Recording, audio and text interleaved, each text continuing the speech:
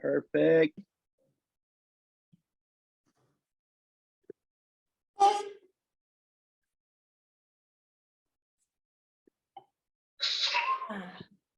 Oh no.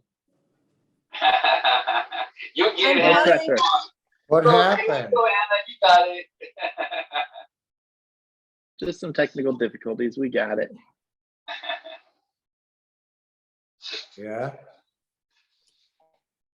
What's going on, Marv? Not much. I was watching a movie, then I got a text from Casey. Then I was watching a movie and I almost forgot that I wanted to join. Right at the last minute, I had him email me because I don't want to hold my phone up, like the whole time.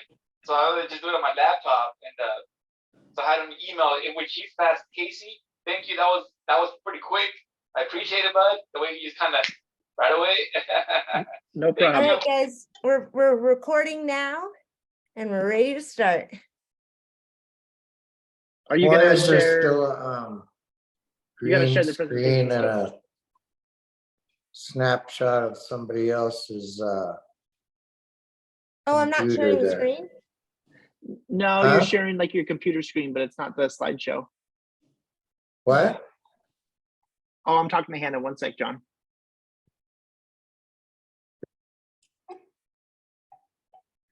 You might have to hit escape and then just reshare. How's that? No. What? I just see like the window open that shows like Apple, iCloud, Yahoo, Bing. Okay. Now. Going into.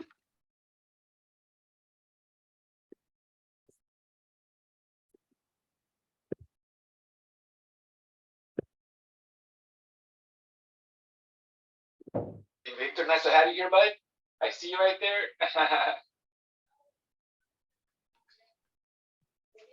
Or not. There. Can you guys see it? No, we just see you still.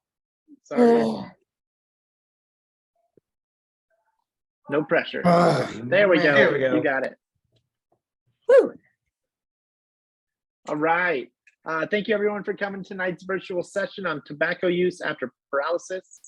We're thankful to hear from tonight's guest speaker who has 11 years experience in the wound care field. This is a continuation of Organ Spinal Cord Injury Connection's ongoing sessions of educational forums. Tonight's session will be recorded for our community members that couldn't attend.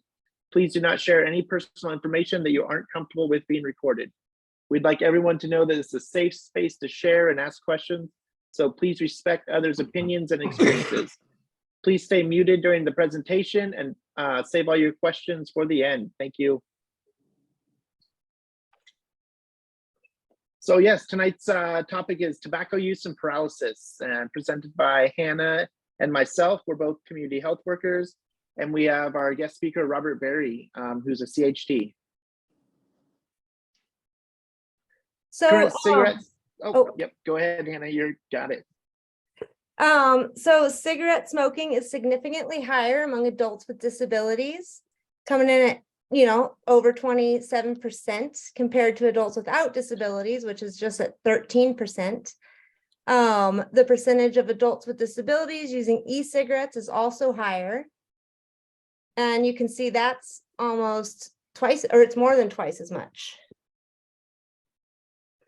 And so basically, yeah, Can you read what was the vaping statistics? Sorry, some of us aren't able to read the screen. Oh, the vaping statistics, adults with disabilities are at 8% compared to adults without disabilities are at 3.9%.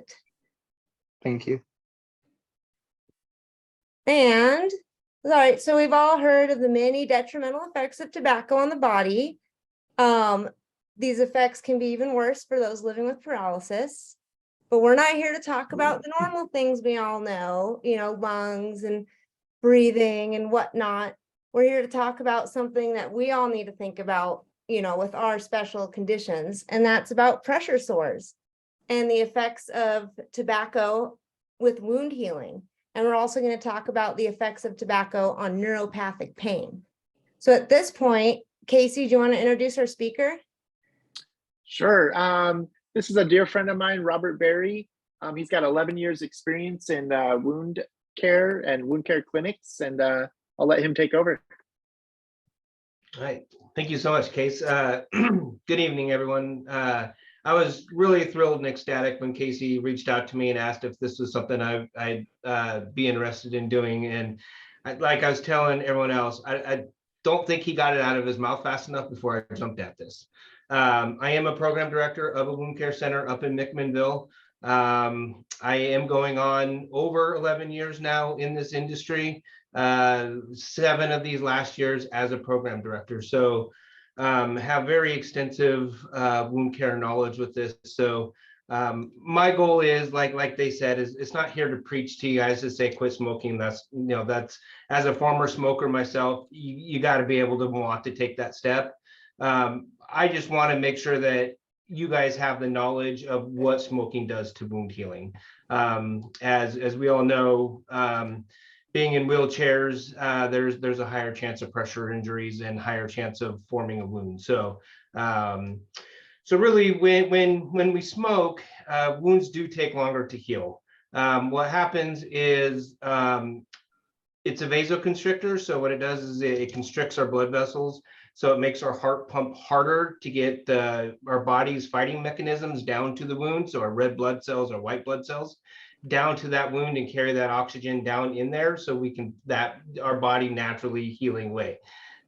So as you can imagine, there's a lot of strain on a heart too. So I'll kind of touch up on some indications of what heart disease can happen into wounds. But I really like this study that I did a few years back. Just out of curiosity. So there's a test we can do here in the wound center. It's called a transcutaneous oxygen monitor. And what we do is we put some leads kind of around the wound, and we want to see, is the oxygen getting to the base of the tissue? And we all hear cigarettes and smoking is bad for it, but this really gives a visual of it. So a hypoxic wound, which is a wound that doesn't get enough nutrients, is less than 40 millimeters mercury of oxygen getting down to the base of the tissue. So we had a smoker, and I kind of outlined everything and just said, hey, this is going to be an all-day test. Are you willing to do this? So he said yes. I had him come in 1 hour after he smoked a cigarette. So we did a test, and he was at 58. So he's greater than hypoxic, right? Or before he smoked, sorry, he was 58. We did the test. He went out. He had a cigarette. He came back in. We did the test again, and he was sitting at 20. So that millimeters of mercury of oxygen that's getting to that tissue in just one cigarette, half hour after he smoked that cigarette, jumped from a baseline of right around 60 down to 20. So now your wound isn't getting that nutrient that it needs to help with that healing. And then an hour after his last cigarette, we came back in and we retested him again, and he was at 60.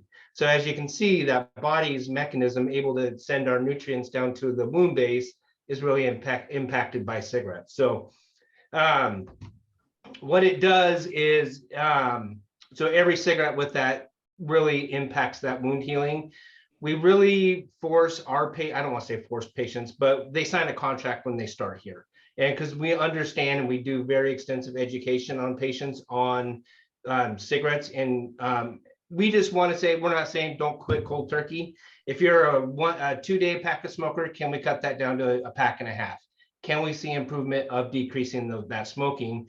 And we have them sign a contract saying they will be an active participant in that, or they'll be discharged from our program. So we understand smoking, there's a lot of resources out there, which we'll touch up on in a little bit, that will help with that smoking cessation and ability to quit smoking. So we really tell our patients, we just want to see a decrease in smoking. And when that happens, they see, oh my gosh, I cut from 1 pack a day or 2 packs a day down to 1 pack a day. And then we'll show them wound photos we document when they started their smoking cessation and when they're at now, and how their wound starts to decrease in size. And a lot of these wounds come in looking almost yellowish, and it's just the body's way of trying to cover the wound because there's not enough oxygen getting there. And when they stop smoking, it really turns into almost like a red hamburger meat. So that's kind of what we want it to look like, because if it's a red hamburger meat, it's getting that oxygen to the tissue when it happens. So when the oxygen nutrients are carried in your blood, after smoking, it can't get down there until your wound to heal. So when a wound doesn't get that, very stalled wounds, it'll take a very long time to heal. Not saying it won't, it's just adding that much more time and frustration on everybody, on you as the patient, or the provider, and everybody trying to get that wound healed for you, because we're all here. We want to make sure that we enhance the quality of life of patients. So wounds can be very life-changing. So we want to make sure that we could heal those. So I really wanted to touch up on that study, because it kind of gives a visual of what a hypoxic wound would be versus a smoker versus a non-smoker. So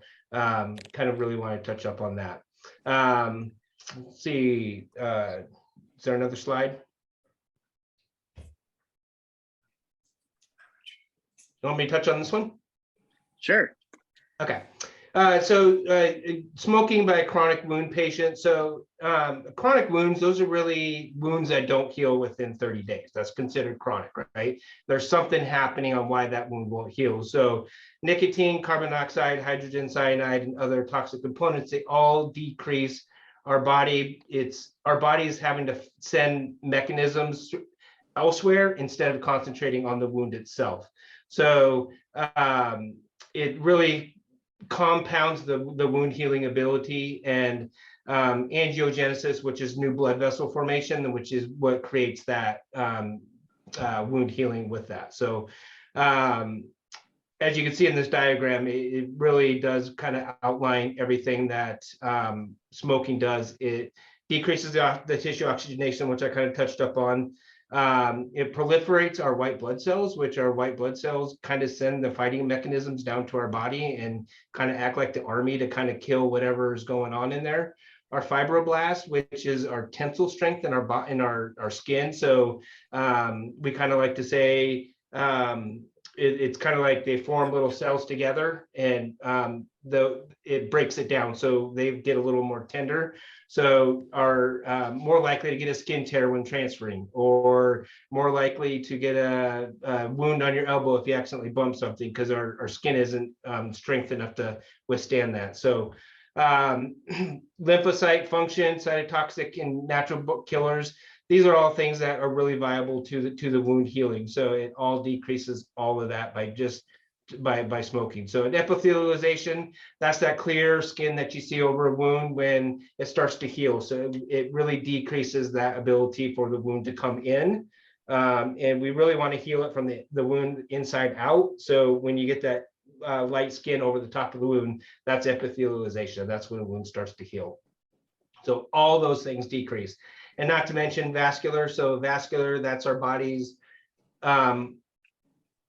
but way to send everything through. So our heart is our vascular. It sends all the blood flow down, and then it's how does your body send that blood flow back up?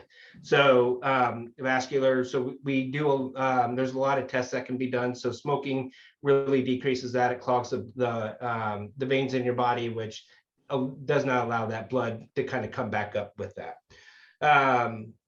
So vascular dysfunction. The lesion characterized by reduction in conduit artery diameter and blood flow. So like I said, it's a vasoconstrictor. Your body's working harder. It's not able to get everything that it needs down there. So, and this also all goes with vaping as well. So there's studies out there now that saying vaping is actually probably worse than smoking on the body with all these things that I'm talking about. So that's kind of a gist of the smoking and the wound healing. Yeah, kind of went over. Thanks, Robert. Yeah. Yeah, I appreciate that knowledge.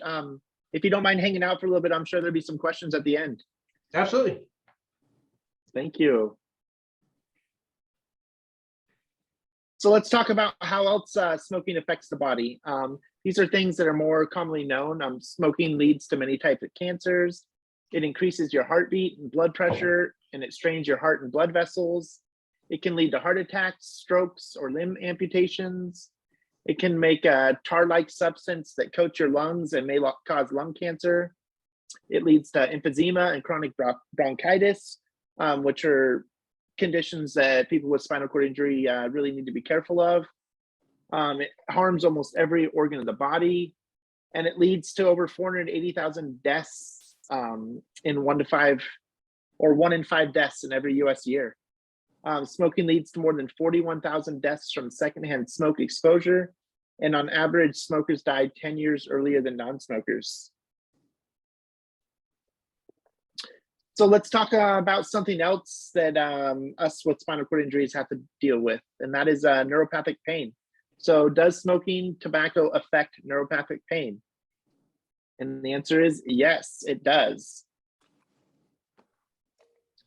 Research has shown that a neurotoxin called acrolein contained in cigarette smoke intensified neuropathic pain after spinal cord injuries.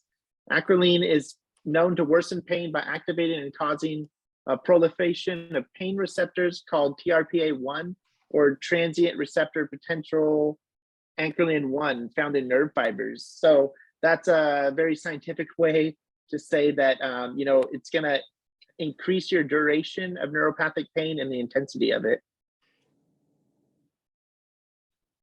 What is acrolein anyways? It is a highly volatile yellow liquid mostly used for the production of acrylic acid. Why that is found in something that we consume in the human body, I have no idea. But non-occupational exposures occur via cigarette smoking, house fires, car exhaust, heating of animal or vegetable oils, or other treatments. It's also highly corrosive to the skin, and more so than formaldehyde. 1% solutions of this stuff can cause chemical burns. Smoking can be a... Oh, you want to take it? Go ahead. Oh, sure. Yeah, basically smoking, it can be a significant cause of suffering for those living with neuropathic pain. It can worsen the symptoms. Nicotine in particular has been linked to increasing the strength and duration of nerve pain symptoms. I know that's something that we all, well, I don't know about all of us, but that's something we deal with. So, Robert, do you have anything to elaborate on neuropathic pain and tobacco use? No, I mean, so it kind of goes back to, well, why does it create that neuropathic pain, right? Well, it kind of goes back to the vasoconstrictor, right? So it constricts your blood vessels. So it's not able to get the oxygen and the nutrients down there. So your body's saying, I'm hurting because something's not getting down there. So that's why that increases that. So every time a cigarette, it constricts your blood vessels, it creates that neuropathic pain. So that's why you have that. Okay. Thank you. Yeah, and it's one thing that a spinal cord injury also affects is that vascular system. With sitting all the time, our circulation is already affected. So when you're inhaling something that also affects that, it's like the double whammy. Absolutely. Mm-hmm. Well, let's talk about the benefits of quitting smoking. One that, aside from health, we can talk about the expense. And that's always scary when you add that up. I used to smoke for 15 years. I definitely did that math. It's a hassle. Most states have regulations where you can and can't smoke, so it's always a little bit frustrating. It does harm everyone who uses it. I recently actually learned about third-hand smoke, which I hadn't thought about. I knew about secondhand smoke. But everyone in your life might breathe a little easier when you quit. Your sense of taste improves. You'll be able to make it through a long movie or an airplane flight without that craving. Soon after you quit, you start to heal. Your smoker's cough will disappear. You'll have more energy. Within 1 year, your risk of heart disease is less than half. After quitting for 5 years, your chance of having a stroke decreases. After quitting for 10 years, your risk of lung cancer goes down to as little as 1/2 of that of smokers. And after 15 years, your risk of death will almost be the same as people who have never smoked. So that's all good. lose tobacco, gain health, save money, and inspire others. But if you do want to continue to smoke, make sure you use a wheelchair smoke smock, which we did find in our research. Don't want to As you burn can see. yourself. Yeah, you can look very fashionable. If you're interested in quitting, here are some other resources.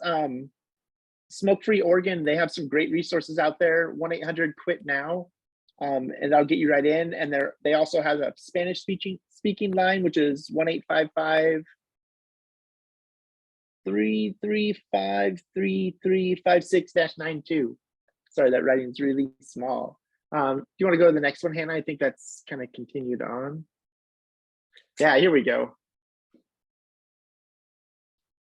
But yeah, there are a lot of good resources out there. Your primary care physician can point you in the right direction, or if you're just wanting to do it on your own, the Quit line is open 24 hours a day, 7 days a week, and they also have resources.